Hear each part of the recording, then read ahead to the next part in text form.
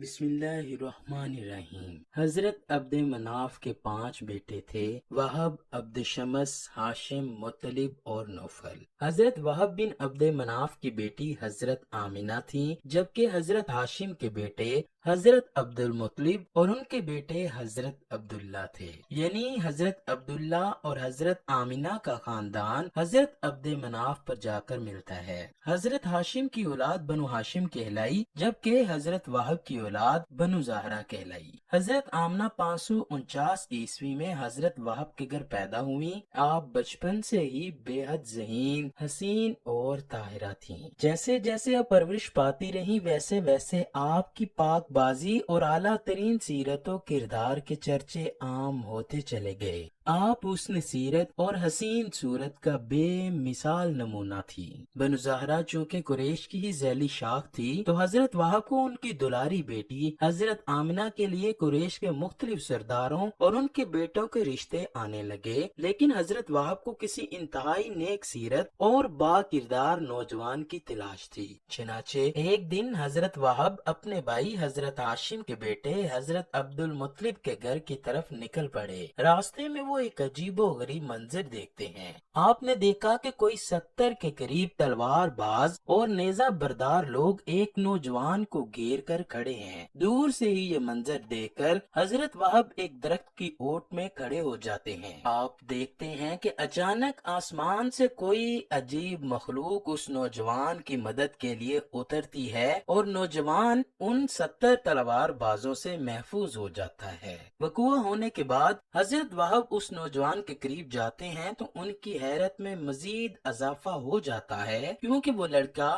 آپ کے بھتیجے حضرت عبد المطلب کا بیٹا حضرت عبداللہ تھا۔ حضرت وہب اسی وقت یہ فیصلہ کر لیتے ہیں کہ وہ اپنی بیٹی حضرت آمنہ کا نکاح اسی لڑکے حضرت عبداللہ سے کریں گے، کیونکہ وہ جان گئے تھے کہ یہ لڑکا کوئی عام نہیں، جس کی مدد کے لیے آسمان سے کوئی مخلوق اتری ہے۔ چنانچہ آپ نے اس رشتے کی بات ایک دوست کے ذریعے سے حضرت عبد المطلب کے پاس پہنچائی۔ حضرت عبد المطلب بھی یہی چاہتے تھے کہ حضرت عبداللہ کی شادی ہو جائے۔ اس سلسلے میں وہ کسی ایسی عورت کی جستجو میں تھے جو حسب و نسب اور عفت میں ممتاز ہو۔ حضرت آمنہ بنت وہب میں یہ صفات موجود تھیں۔ حضرت عبد المطلب نے اس رشتے کو پسند کیا۔ کچھ دنوں بعد رشتہ طے ہو جاتا ہے تو حضرت عبد المطلب اپنے بیٹے حضرت عبداللہ اور قریش کے کچھ معززین کو لے کر قبیلہ بنو زہرہ پہنچتے ہیں اور وہاں دنیا کا خوبصورت جوڑے کا نکاح کیا جاتا ہے، اور یوں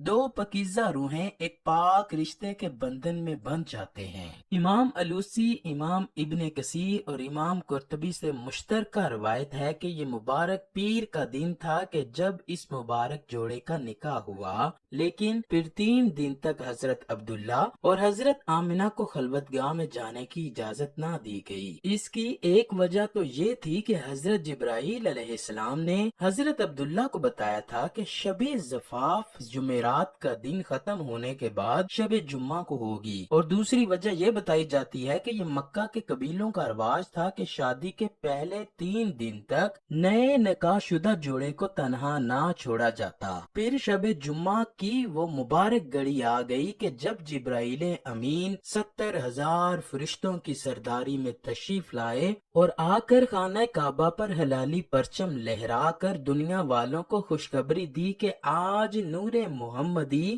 صلب پدر سے رحم مادر میں منتقل ہو جائے گا۔ ایسا ہی ہوا۔ شب جمعہ کو حضرت عبد المطلب نے بنو زہرہ میں قیام کے دوران ہی نکاح کے تیسرے دن حضرت عبداللہ اور حضرت آمنہ کو خلوتگاہ میسر فرمائی، اور یہ مقدس اور دل آویز نور حضرت عبداللہ کی پشت مبارک سے حضرت آمنہ کے بطن مبارک میں منتقل ہو جاتا ہے، اور سرور کائنات آقا نامدار حضرت محمد صلی اللہ علیہ وآلہ وسلم کی بشری ولادت کی تشکیل کا اہتمام شروع ہو جاتا ہے۔ اسی رات ابلیس لعین کا تخت الٹ گیا اور یہ مردود بارگاہ الہی میں 40 دن بحر و بر میں مارا مارا پھرتا رہا اور فرتے غم و کثرت غیظ و غضب میں سیاہ و سوختہ ہو کر کوہ ابو قبیس کے دامن میں آ کر رونے لگا۔ حضرت ابن عباس سے یہ روایت سند صحیح کے ساتھ مروی ہے کہ جس رات نور محمدی حضرت آمنہ کے سپرد ہوا، اس کی تمام کاہنوں کو اطلاع ہوئی اور وہ ایک دوسرے سے مشورے کرنے لگے۔ مشرق و مغرب کے چرند و پرند اور بحری جانوروں نے ایک دوسرے کو مبارکباد دی کہ وہ وقت آنے والا ہے جبکہ خطہ زمین نور مصطفیٰ سے منور ہو جائے گی۔ قریش کے پالتو جانوروں نے آپس میں کہا کہ جناب آمینہ نور مصطفیٰ صلی اللہ علیہ وآلہ وسلم سے مشرف ہو گئی ہیں اور ان سے ایسی شخصیت ظہور میں آئے گی جو زمین کی امین اور اس کی ظلمت کو دور کرنے والی ہوگی۔ یہ بھی روایت کی جاتی ہے کہ تمام دنیا کے بت دوسری صبح سرنگو پائے گئے،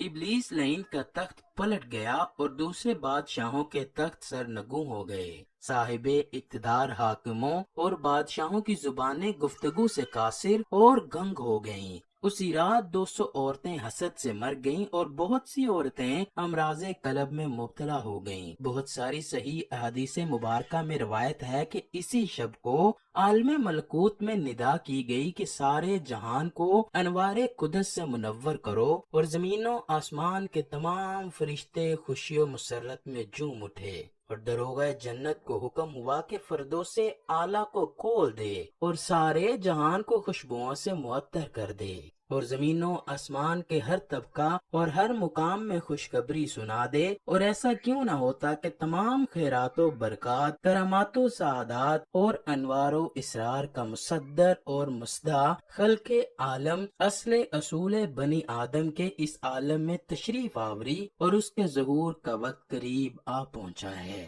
یقیناً تمام جہان والوں کو منور و مشرف اور مسرور ہونا چاہیے۔ ناظرین گرامی، معجزہ تو دیکھیے کہ حضرت آمنہ کے بطن اقدس سے رسول اللہ صلی اللہ علیہ وآلہ وسلم کے سوا اور کوئی فرزند تولد نہ ہوا، اور نہ ہی حضرت عبداللہ سے حضور کے سوا اور کوئی فرزند پیدا ہوا۔ سبحان اللہ! دیکھیے اللہ پاک نے اپنے جس پیارے محبوب کے لیے یہ کائنات سجائی تو پھر ان کی ولادت پر بھی بے شمار معجزات رونما ہوئے۔ اللہ پاک تمام مسلمانوں کو اس عظیم دن سے فیض و برکات حاصل کرنے کی توفیق عطا فرمائے۔